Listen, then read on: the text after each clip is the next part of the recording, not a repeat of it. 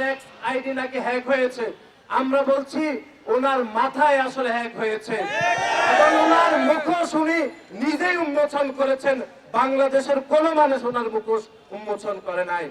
সুতরাং সংগ্রামী ভাই এবং বন্ধুরা, আপনারা এই জামাতে ইসলাম এবং শিবিরের এই বট আইডি থেকে সতর্ক থাকতে হবে। তারা এখনো বাংলাদেশের মানুষকে বিভ্রান্ত করছে, বাংলাদেশের সাধারণ শিক্ষার্থীদেরকে, বিশেষ করে নারী শিক্ষার্থীদেরকে বিভ্রান্ত করে তারা বুঝ দিচ্ছে যে জামাত ইসলামের আমিরের নাকি আইডি হ্যাক হয়েছে।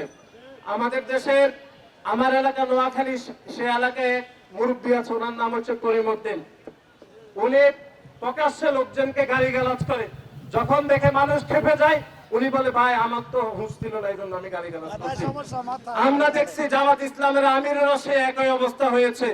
উনি সজ্ঞানে উনি এই বক্তব্য দিয়েছেন, যে বক্তব্য আল জাজিরাতে প্রকাশিত হয়েছে, সেটি নিয়ে যখন তীব্র প্রতিক্রিয়া হয়েছে, উনি হোশ ফিরে সজ্ঞানে তিনি আবার সামাজিক যোগাযোগ মাধ্যমে এক্সে তিনি বাংলাদেশের নারীদেরকে নিয়ে এরকম একটি অবমাননা বক্তব্য দিয়েছেন। আমরা এর আগেও দেখেছি, আপনারা দেখেছেন, সে 5 তারিখের পরে বাংলাদেশের নারীদেরকে কিভাবে জামাত ইসলাম এবং তার দোসর ছাত্র শিবির কিভাবে অবমাননা করেছে, আমরা সেটি ভুলে যাইনি। আপনারা দেখেছেন যে চট্টগ্রামে একজন রাজনৈতিক নারী কর্মীকে কিভাবে পিছন থেকে লাঠি দিয়ে যাকে হত্যা চেষ্টা করা হয়েছিল এবং যে জামাতি ইসলামের সন্ত্রাসী যে হত্যা চেষ্টা করেছিল তাকে জেলে প্রেরণ করা হয়েছিল, কিন্তু 2 দিনের মাথায় সে জেল থেকে বের হয়েছিল। কিন্তু তারপরে আমরা দেখলাম জামাত ইসলামের সর্বস্তরের নেতাকর্মীরা তাকে ফুলের সংবর্ধনা দিয়েছিল। সুতরাং আমরা মনে করে জামাত ইসলামের আমির এক্সে যে বক্তব্য দিয়েছেন, সে বক্তব্য জামাত ইসলামের আমির ধারণ করেন বলেই তিনি এই বক্তব্য দিয়েছেন। সুতরাং আমাদেরকে অন্য কোনো যুক্ত দিয়ে, অন্য কোনো ব্যাখ্যা দিয়ে কোনো বিভ্রান্ত করার কোনো সুযোগ এবং অবকাশ নাই। সংগ্রামী বন্ধুগণ, তখন এটি নিয়ে পুরো বাংলাদেশে, পুরো বিশ্বে প্রতিবাদের ঝড় উঠেছে। তাৎক্ষণিকভাবে তিনি জানিয়েছেন এটি নাকি হ্যাক হয়েছে।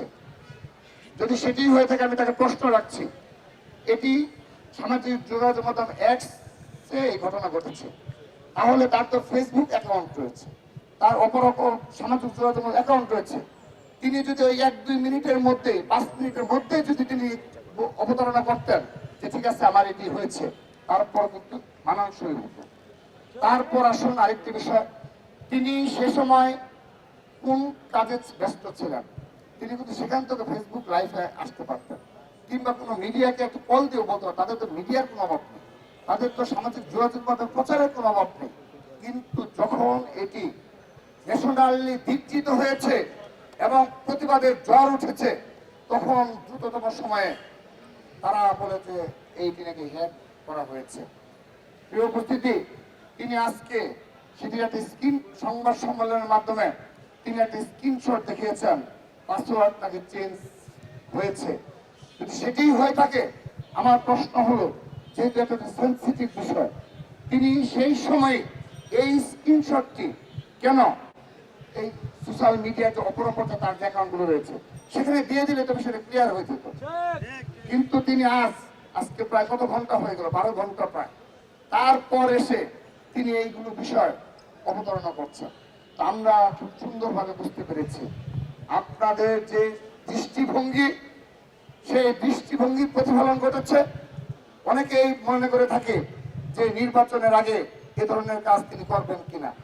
তাদের যে দৃষ্টিভঙ্গি, বিগত 5 আগস্টের পর থেকে পুরো বাংলাদেশের যারা সহজ সরল মা বোন রয়েছে আমাদের, বিশেষ করে প্রত্যন্ত অঞ্চলে, গ্রাম অঞ্চলে, সেখানে তাদের নারীরা গিয়ে এ ধরনের বক্তব্যই পেশ করে।